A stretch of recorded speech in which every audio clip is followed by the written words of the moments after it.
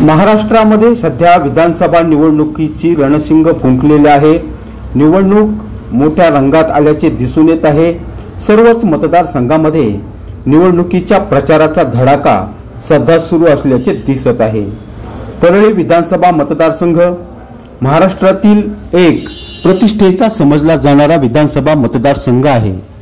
परळी विधानसभा मतदारसंघासाठी अजितदादा पवार यांच्या राष्ट्रवादी काँग्रेसचे अधिकृत उमेदवार म्हणून राज्याचे कृषी मंत्री धनंजय मुंडे हे निवडणूक लढवत आहेत। ही निवडणूक शरद पवारांनी प्रतिष्ठेची केल्याचे दिसून येते। शरद पवार राष्ट्रवादी काँग्रेस पक्षाच्या वतीने राजेसाहेब देशमुख यांना या निवडणुकीच्या रिंगणात उतरवण्यात आले आहे। दोन्ही बाजूकडून प्रचाराचं सध्या रणशिंग फुंकल्या गेलं आहे।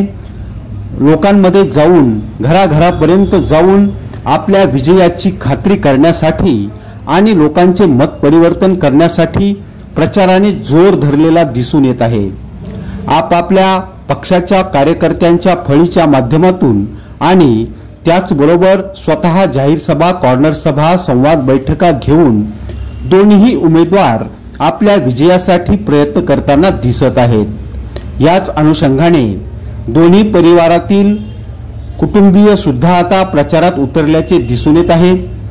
मुंडे परिवारामधून धनंजय मुंडे, त्याचबरोबर भाजपाच्या नेत्या पंकजा मुंडे, माजी खासदार डॉक्टर प्रीतम मुंडे, त्याचप्रमाणे जिल्हा परिषदेचे गटनेते असलेले धनंजय मुंडे यांचे बंधू अजय मुंडे, सरपंच अभय मुंडे आदींसह मुंडे परिवारातील सर्वच सदस्य प्रचाराच्या रणधुमाळीत उतरल्याचे दिसत आहे।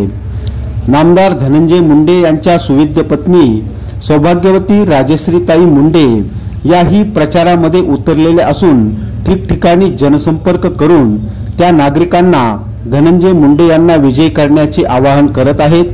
त्याचबरोबर राजेसाहेब देशमुख यांच्या पत्नी सौभाग्यवती रत्नमालाताई देशमुख आणि दोन मुलीही प्रचाराच्या मैदानात उतरलेल्या दिसत आहेत। माझ्या वडिलांना विजयी करा, एक वेळ सर्वसामान्यांची सेवा करण्याची संधी द्या, असे आवाहन राजेसाहेब देशमुख यांची मुलगी प्रियंका देशमुख यांनी नागरिकांशी बोलताना केले आहे। एकंदरीतच दोन्ही उमेदवारांच्या वतीने त्यांच्या परिवारातील सर्व सदस्य प्रचारात उतरल्याचे दिसत आहे। राजकीय परिवार रस्त्यावर उतरल्याचे दिसत असून परिवारातील कुटुंबातील सदस्य निवडणूक प्रचाराला उतरून या हंगामामध्ये प्रचाराचा हंगामा करताना दिसत आहेत। उमेदवार राजेसाहेब देशमुख आज या मतदारसंघातून उभे आहे। त्यांची तुतारी जे आहेत त्यांनी या मार्गातून खूप कामे केलेली आहेत। त्यांना मदत करा, त्यांना जरा साथ द्या। काय आपण मतदारसंघामध्ये फिरताय, तर काय नेमकं लोकांचं म्हणणं काय आहे? काय कुठं विकास नाही, रोड नाही, नाल्या चांगल्या नाहीत, शिक्षणाची सोय नाही, शिक्षणासाठी लांब लातूरला जावं लागते, बऱ्याच गोष्टी आहेत आणि तरुणांना काम नाही। प्रतिसाद कसा मिळतो? एकदम एक नंबर चांगला प्रतिसाद आहे। प्रत्येक जण सांगतायत की विकास झालेला नाही, तर आम्हाला ते दिसूनच आले। प्रत्येक महिला भगिनींच्यातून पण दिसून आले, पुरुषांच्यातून पण दिसून आले। विकास नाही, विकास नाही सगळे म्हणायला लागले। इकडचे म्हणायला लागले दुसऱ्या मतदारसंघातले, तर ते दुसऱ्या मतदारसंघातले नाही तर बीड जिल्ह्यातलेच नेते आहेत ना, ते काही दुसरीकडचे नाहीत, काही दुसऱ्या जिल्ह्यातलेही उभारलेले नाहीत। तरी आमच्याकडे 60 गाव आहे तिकडे ते अंबाजोगाई तालुक्यातले। मी असं पाहते की आम्ही तांडा फिरलो तिथं, ते म्हणजे प्रत्येक समाजात आम्ही जातीवाद करत नाहीत। आमच्याकडे स्पेसिफिक सगळ्या जाती, आमच्याकडे माणूस म्हणून बघतो आम्ही, सगळ्या माणसांकडे एक माणूस बघून बघतो। आमचं अख्खं कुटुंब, आमच्यासोबत जेवढे कार्यकर्ते आहेत, जेवढा त्यांचा मित्रपरिवार आहे, सर्व आम्ही त्यांच्याकडे कुटुंब म्हणून बघतो प्रत्येक माणसाकडे।